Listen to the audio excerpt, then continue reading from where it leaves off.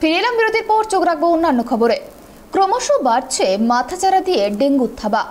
করোনার দাপটের কারণে গত 2 বছরে ধামাচাপা পড়েছিল ডেঙ্গুর খবর, কিন্তু ফের তার প্রভাব প্রকট হচ্ছে। ইতিমধ্যেই বৃষ্টিপাত শুরু হয়েছে রাজ্যে, যার কারণে বেড়েছে মশার উৎপাত।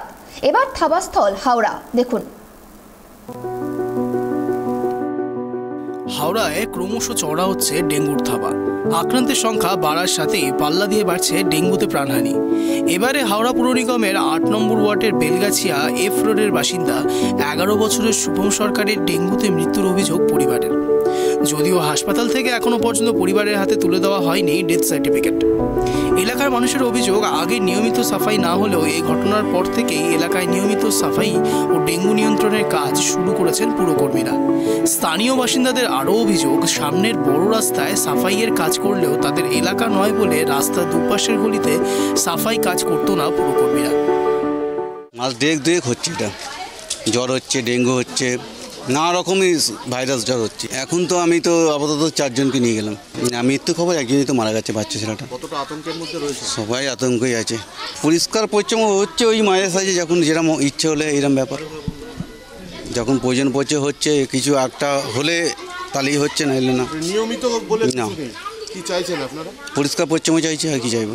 ও প্রথমে মলয় মণ্ডল দেখছিলেন, তারপরে দিন 15 পর এতে মলয় মণ্ডল দেখছিলেন, সেখানে রিপোর্ট কোনো করতে দেননি, ওষুধ পাল্টে দিয়েছিলেন।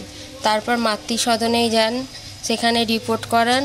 তারপর রিপোর্ট মঙ্গলবার দেওয়ার কথা, সেখানে রিপোর্ট দিলেন না, বলল সঙ্গে সঙ্গে হাওড়ায় যাও। হাওড়ায় গেছিলাম, হাওড়া থেকে বলল যে ওর তারপরের দিন থেকে বললে ওর ডেঙ্গু হয়েছে। ওই ডেঙ্গু থেকে তারপর ওরা স্যালাইন চালিয়েছিলেন। এতদিন করা হয়েছিল না, এই আজকে এখানে এইসব পরিষ্কার করে গেছে। হ্যাঁ, আগে থাকতে এই ডিসিশানগুলো নিলে এত দূর এগোতো না। এইসব ড্রেন ফেন পরিষ্কার এইসব কম হতো, এইদিকে গাফিলতি ছিল। এইসব চারপাশে গাছপালা হচ্ছে কাটা, এই নোংরা আবর্জনা পরিষ্কার করা করছিল না। এই যে ব্লিচিং পাউডার দেওয়া, মশার তেল দেওয়া হচ্ছিল না। কি আমাদের ছেলে চলে গেছে, আর আমাদের কি বলবার আছে? আর কিছু বলবার না, আমার ছেলেকে তো আর ফিরিয়ে দেবার নেই। প্রসঙ্গত, গত 15ই আগস্ট পুরসভার এই 8 নম্বর ওয়ার্ডেই দাসনগর শিয়ালডাঙ্গায় 22 বছরের মিলন মৃত নামে এক যুবকের ডেঙ্গুতে মৃত্যু হয়। তারপরেই গত 31শে আগস্ট দাসনগরের নেতাজিগড়ে পি রোডে 37 বছরের অক্ষয় মজুমদারের ডেঙ্গুতে মৃত্যু হয়। এছাড়াও হাওড়া পুর নিগমের বিস্তীর্ণ এলাকায় বহু মানুষ এখনও ডেঙ্গুতে আক্রান্ত হয়ে বিভিন্ন হাসপাতালে চিকিৎসাধীন রয়েছেন বলেও সাধারণ মানুষের অভিযোগ। ডেঙ্গু আক্রান্তের ঘটনা এবং একের পর এক মৃত্যুতে আতঙ্ক রয়েছেন হাওড়া পুর নিগমের একাধিক ওয়ার্ডের বাসিন্দারা।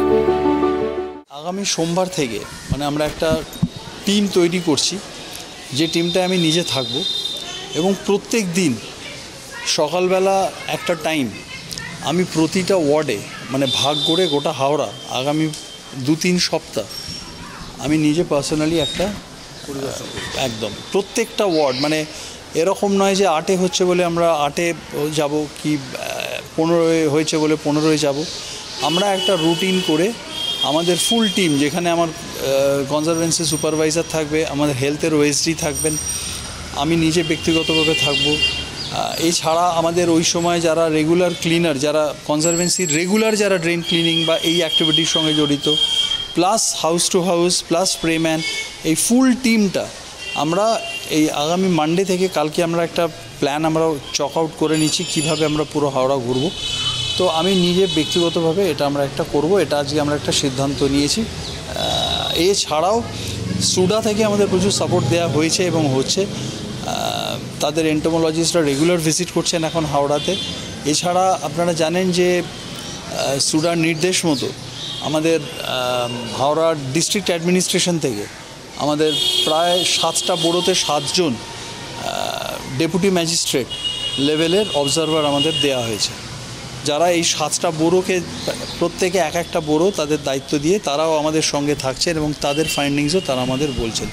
অর্থাৎ আমরা একটা ক্লোজ সবাই মিলে একসাথে একটা পদক্ষেপ নিয়েছি প্রতিরোধের জন্য। এবং আমার ব্যক্তিগত ধারণা, আমরা নিজেরা আমাদের অলরেডি ধরুন আমি আমি বলুন, আমার বোর্ডের সদস্যরা বলুন, তারা যে যার মতো প্রত্যেক ওয়ার্ডে যান, কিন্তু এটা আমরা একদম অর্গানাইজড ওয়েতে একটা রুটিন রোটা করে নিয়ে আমি নিজেই সবকটা ওয়ার্ড ঘুরবো, এটা আমরা একটা সিদ্ধান্ত নিই।